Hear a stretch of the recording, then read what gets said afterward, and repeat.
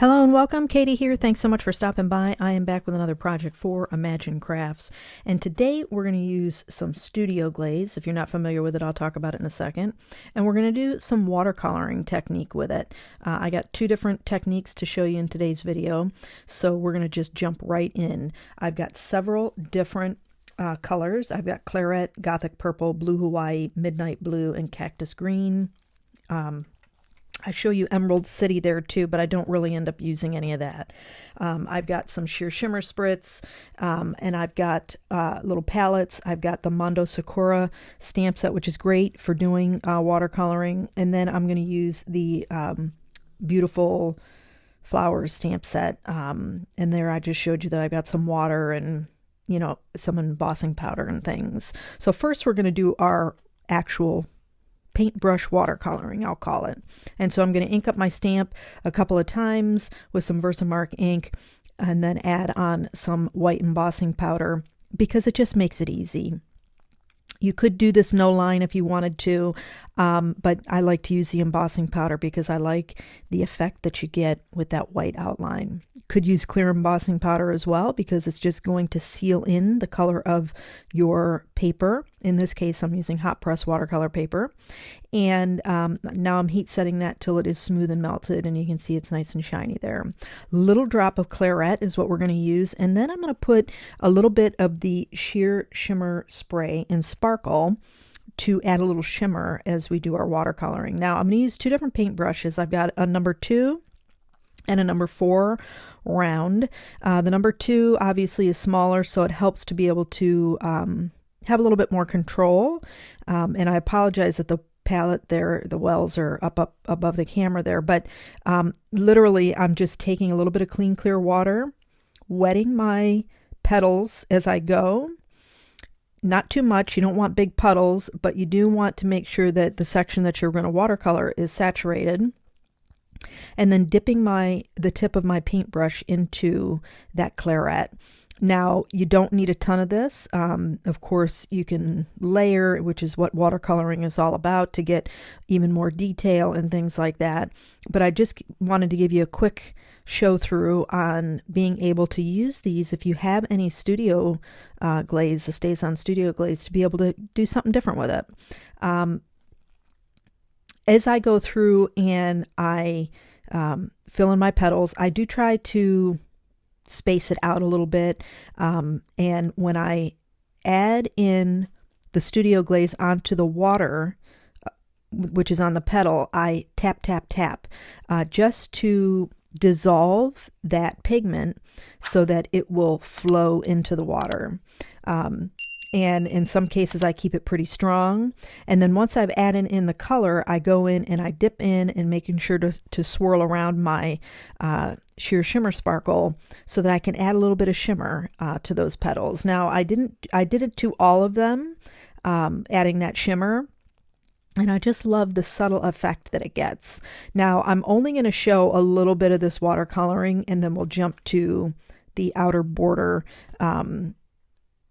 with doing some watercoloring there, because I think you get the idea that really you're just using a little bit of water and that Studio Glaze and tapping into that clean, clear water that's on your project so that you can dissolve the pigment that's in that Studio Glaze. And it's so soft and subtle, and of course you can make it more bold and vibrant. You'll be able to see up here in these petals that I'm working now where if you leave a strong color, it's going to dry that way. And of course, you can reactivate these to remove some of that color if you wanted to once it dries. So it's really nice effect that you can get using these. Now, I have nothing but good things to say about these. I've never used these before. But what's great about them, we're going to talk about Studio Glaze here while I'm finishing up this, is you can create a stained glass effect. It's kind of in the title, right? Studio Glaze. And so you can use it on glass. You can use it on acrylic. You know, use it on your acetate and things. Any like window die cuts and things. You can make your own little stained glass projects. You can use it on paper, which I'm doing here. You can use it on wood. And so it's really a nice multi-purpose medium to be able to use on a bunch of different things and a bunch of different projects, which is great. It doesn't require any like oven baking, so to heat set it or anything, like especially if you're going to use it on glass or something, you don't need to pop it in the oven to set it. You just let it dry, and you're good to go. And I think that's a nice all-purpose medium to be able to have on hand. So almost done here. There's a couple flowers there at the bottom. See here, I'm all done. I'm showing it's still wet, so the shimmer's pretty subtle, but while I let that dry, I take that back. We're going to move on to the next technique. I was going to show you the outline, but we're going to do that next. While that dries, we're going to take some Gothic purple and some clean clear water. Just spritz that on to my glass mat. As you can see, I'm taking a fan brush to kind of dissolve and spread out that pigment, and then just taking my hot press watercolor paper and smooshing it in. Great fun technique, quick and easy, and it's a great way to create some simple fun backgrounds. Now, I am taking a watercolor paintbrush, which is what I used in the last panel, and that sops up your water. So if you ever have too much water when you're watercoloring, then use a little dry paintbrush. Even if you used it wet, just sop all the extra water out and it'll go in and take all that excess water off your project. Now I'm going to come in with Claret. While I'm doing that, same thing, adding some water, smooshing it around. I think I'm getting a little bit more clean, clear water to clean my fan brush there so that I don't contaminate with the purple, because you can blend with these colors. So if you added Midnight Blue to this, or even Blue Hawaii to that Claret, you're going to get another purple. So you do have to be careful because it will blend for you. But in between each smoosh, I add a little bit of shimmer, sheer shimmer spray in the sparkle, so that I can build up that shimmer. Taking my heat tool in between. I don't show this because the video is pretty long. This whole thing took me a couple of hours to do, and to try to keep it, pretty concise, I did take some things out, but heat setting in between, not totally drying, but just enough so that as I smushed, I could get another layer of color on. And so now I'm coming in with the Midnight Blue, and you see how dark that is. It gives some extra depth in that claret that I left on the glass mat there. And then again, spritzing on some sheer shimmer. Now I'm going to come in and do my background outline of my floral image while our smushed panel dries. So taking some Blue Hawaii, I did use squirt down some Emerald City. That's that green color that's in the middle. I didn't use it. I just used the Blue Hawaii and Midnight Blue so that I could deepen up the color. So starting with that Blue Hawaii, I'm just taking a number 4 round watercolor brush. These are from Princeton Neptune. I really like them. I have a couple different styles of watercolor brushes while we're on the subject. Some like a lot of people use the Silver Brush Company. I have a couple of those too. Those are really soft, just like these Princeton Neptunes, and they're great. And I really like them. But I also like to have sometimes, you can see that Cheap Joe's there. I also have Creative Mark, I think it is, where it's a watercolor brush, but it's a bit stiffer. It gives a little bit more snap on the bristles so that when you need to have a little bit more control of your watercolor brush, those firmer watercolor brushes work a lot better. I will say this panel was not completely dry, so I go in sometimes with that Cheap Joe's brush so I can pull some of the blue that falls into some of the smaller areas where I have to get in behind so I can get a full background of that blue so it's like the sky. So that's why I did pull that I think it's a number 2 in of that Cheap Joe's one.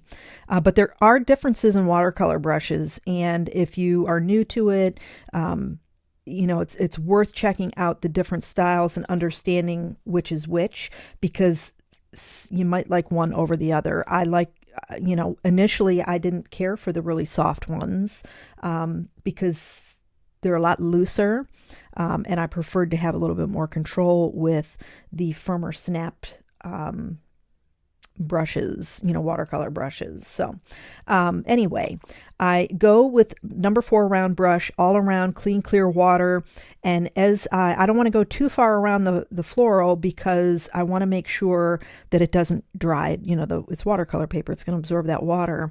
And so that I get a nice fade off on the edges. So I went all around with that blue Hawaii, and now I'm coming in with the midnight blue to deepen up that blue color, that sky color.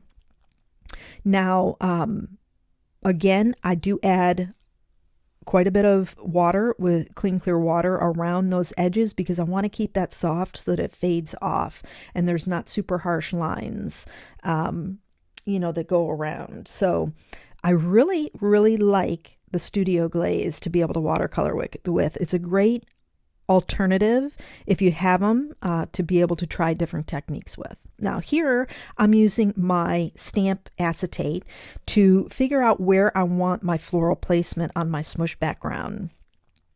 And so I take that in and I put it in my MISTI, and then I'm able to overlay my stamp on it so I get it exactly where I want it. And then I can peel that acetate away there, and I'm inking up with VersaFine Clair's Twilight to get a nice pretty blue impression. I just thought blue would be better than black, but you certainly could use some Nocturne on there as well. And I did ink this up 3 times, 2 times off camera, because I wanted a nice deep blue. The downside, you really got to let this set and dry. Because I didn't, and I just kept flowing through my filming, I got some blue ink everywhere that I didn't want it to be. And so I had a couple mishaps that even my sand eraser could not fix. So the first one was I liked the little pink arches around it, smudged up with some blue ink, and I couldn't get it off, and it was ruining the paper. So then I went and got some navy cardstock and covered it up. Looks pretty, but my art, I had 2 layers instead of just doing one big piece, which I end up doing in the end. There's some gaps between the 2 arches for the arch dies that I used. But finishing up, I'm going to use some Pico Embellisher on the floral image, and here I'm showing you that I fixed it by using just one piece of arch die cut of that navy cardstock to fill that in. A little bit of pink shows through, but I think that's okay. And then I've got some clear sheer shimmer of that Pico Embellisher, and the 4 little spot, again, you know what, I didn't let it dry, and I got some extra smuts that I needed to cover up, so I just threw a couple extra dots in there. But I really enjoy how this turned out, and I hope you did too. If you did, please give the video a thumbs up, and don't forget to subscribe to the channel. Be sure and check the description box below for products used, and I want to thank you so much for joining me today. I hope you have a fantastic day, and I'll catch you in the next video.